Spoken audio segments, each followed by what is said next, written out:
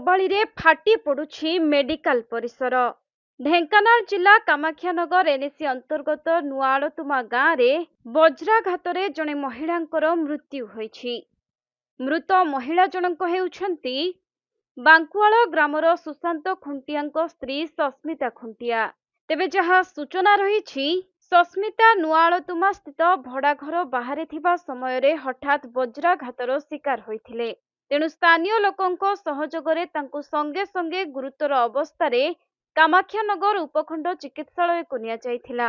हेले सेठारे डाक्तर तांकु मृत घोषणा करिबा परे मेडिकल परिसर रे पड़िथिला कांद बबाली। संध्या 5:30 बेलू सी घर एक्चुअली बांकुआल बाहर स्वामी हूँ सुशांत खुंटिया झील ना सस्मिता खुंटिया सी आम कामान ये नुआ भड़ा रुहति।